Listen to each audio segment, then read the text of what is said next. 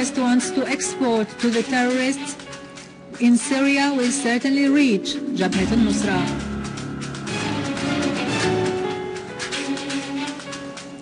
Dozens of terrorists are killed and their hideouts destroyed in several areas in the country.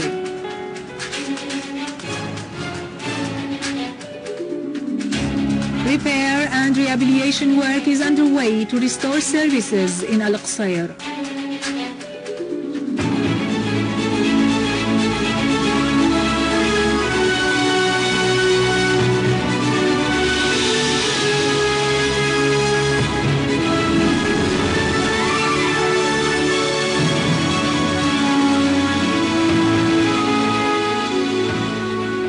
Good afternoon, ladies and gentlemen. This is Yerado Krikorian with the news in English. Russian Foreign Minister Sergei Lavrov has affirmed that Russia has no doubt the terrorist Jabhat al-Nusra will get Western weapons in case they are exported to Syria.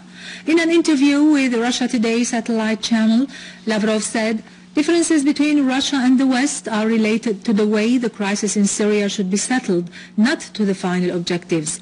He affirmed that everybody hates to see the Iraqi scenario repeated in Syria. Lavrov said the Syrian leadership asserted to Moscow its agreement on the Group of 8 summit recommendations and underlined readiness to take part in the Geneva Conference on Syria. Lavrov added that Western states are not sure they will be able to convince the Syrian opposition of the need to take part in such conference. Iranian Assistant Foreign Minister for Arab and African Affairs Hossein Amir Abdullahian has affirmed that extremists are attacking all the Syrian people and flaring up differences in Syria. Abdullahian, who is currently visiting Kuwait, said the calls by certain sides for jihad against the Syrian government and its allies ignite extremism in the region. Abdullahian added that his country's support for Syria is confined to the economic, political and media aspects, denying reports about military assistance offered by Iran to the Syrian Arab army.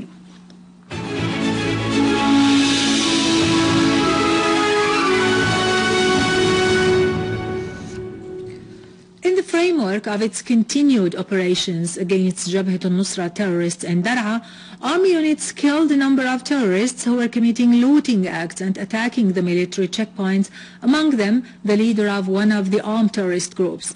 A military source told Sana that a unit of the armed forces destroyed terrorist hideouts in the villages of Al-Shabraq, Saysoun, Tsil, Jelin, Jamle, Tafas and Al-Mzayrib with all the weapons inside them. The source added that an armed terrorist group which was committing looting acts and cutting the roads near Tal al-Jumu'a on Sahm al-Jawlan road was eliminated as its weapons were destroyed.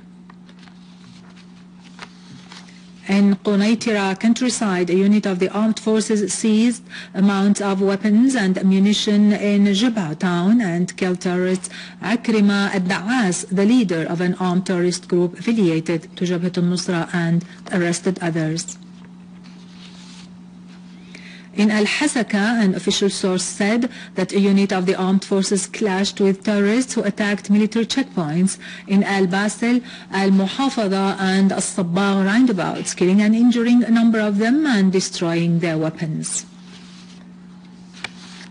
In Aleppo, our armed forces have intercepted terrorist groups' attempts to attack Suleiman al-Halabi and Bustan al-Qasr neighborhoods and infiltrate into Al-Ashrafiyeh and Al-Zira'a Park east of Bustan al-Basha. The army destroyed Doshka machine gun-equipped vehicles and mortar shells and inflicted heavy losses on the terrorists at Al-Mushat Bridge and the entrance of Al-Wakalat Street, as well as east of Al-Qa'qa Mosque in Al-Sakhur and north of Saad Mosque, Sheikh Khudr Crosspoint, Bani Zaid, at Turkawi Square and Qast al-Harami in the ancient part of the city.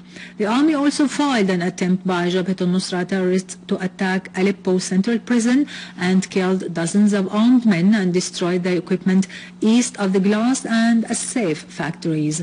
An armored vehicle was also destroyed northwest of the industrial town.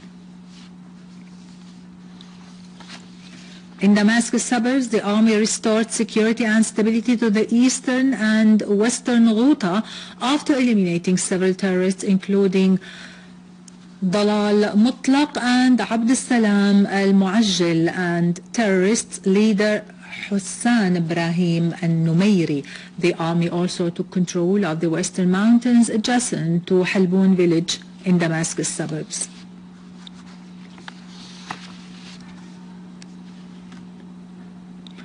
In Hama, northern countryside, our armed forces restored stability to Aqarba province at the villages of Soha and Tuwaybat al-Ayyash after eliminating a large number of terrorists.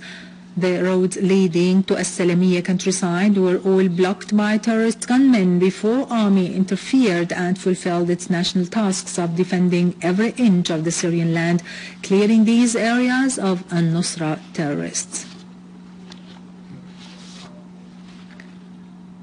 In Al-Qusayr, in Homs suburbs, the people started to return to their homes after the army had restored security and stability to the city. Maintenance workshops continue the repair and rehabilitation operations. The cleaning, electricity, water and telephone workshops are working at a high speed to resume necessary services. The city's main water pumping station was put back into operation despite the big damage inflicted on the water network. Cleaning workshops have been working since the early hours of the morning to remove the debris and clean the city.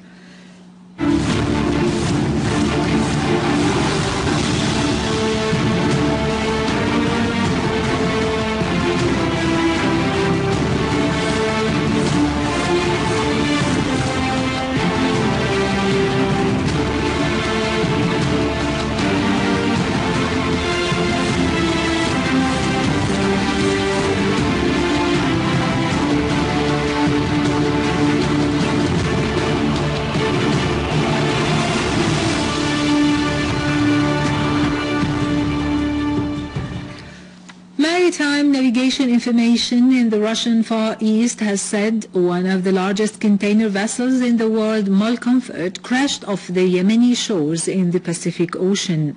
The Russian port news website, which reported this, said the aforementioned vessel was carrying 4,500 containers of weapons and ammunition to the American army in Jordan to be delivered to the armed gangs in Syria.